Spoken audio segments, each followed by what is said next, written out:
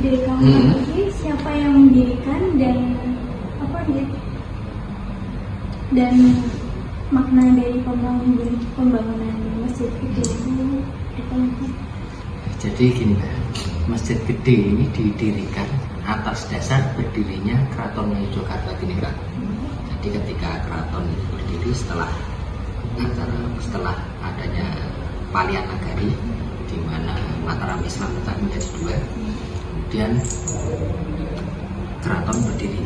Pangeran Mangkubumi mencanakan sebagai kerajaan Islam. Begitu kerajaan Islam berdiri, maka salah satu yang kelengkapan yang harus segera didirikan adalah mendirikan masjid. Karena itu masjid itu kemudian didirikan pada kurang lebih sekitar 18 tahun setelah keraton berdiri.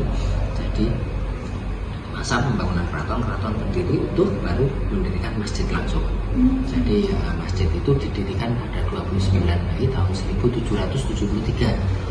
Yaitu kalau dalam prasasti di masjid itu ada dua prasasti dengan dua bahasa, satu bahasa Jawa, yang satu Arab.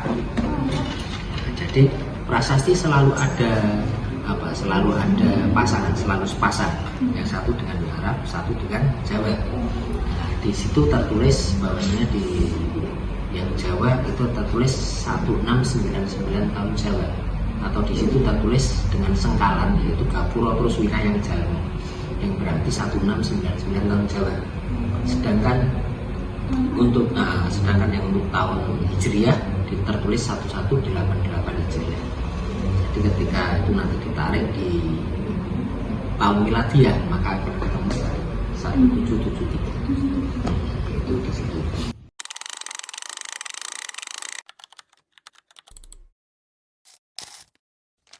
Itu pintu ruang utama itu ada jalan wajian. Wajian itu bermakna yaitu ada sebuah surat di dalam surat Al-Fajr 23 menyebutkan bahwasanya wajiah yang walidin bijahanan, maka dan akan ditemukan kalian nanti dengan yang namanya jahanam. Agar terhindar dari jahanam tersebut, maka apa yang harus dilakukan? Yang masuk ke dalam untuk mentauhidkan Allah. Begitu mentauhidkan Allah, maka akan terhindar dari jahanam dan akan melaksanakan apa yang akan diperintah oleh Allah. Nah, masuk ke dalam itu tauhid, di mana di situ ada tiang berjumlah 6 dilihat dari samping, dari depan 6 yang menunjukkan itu ada rukun iman.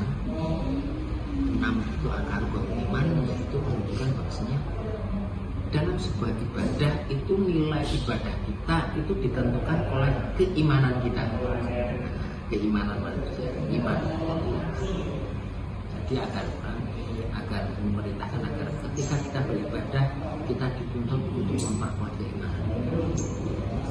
Itu juga di dalam itu juga ketika melihat ruang utama, maka di situ tertuang dengan atap yang bersusun tiga, yaitu 3 tingkatan amalan manusia, yaitu adanya syariat, hakikat, dan makrifat, atau juga ada yang mengatakan dalam Islam juga dikatakan Islam, iman, dan ihsan.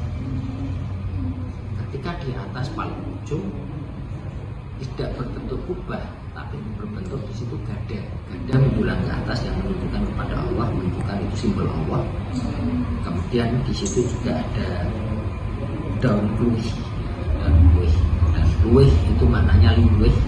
Bahwasanya ketika sudah mencapai tingkat tertinggi, maka akan liluih, mempunyai kelebihan, mempunyai nilai yang lebih untuk selalu mendekatkan diri kepada Allah. Dan kemudian juga akan selalu dikenal oleh manusia. Di situ ada daun nanas. Jadi selalu akan ada imbal balik ketika kita selalu mengagungkan Allah, maka nama kita juga akan dikenal oleh para manusia. Maka di situ nama kita akan harum seperti kembang yang terbuat di atas tanah, yang ujungnya hijau.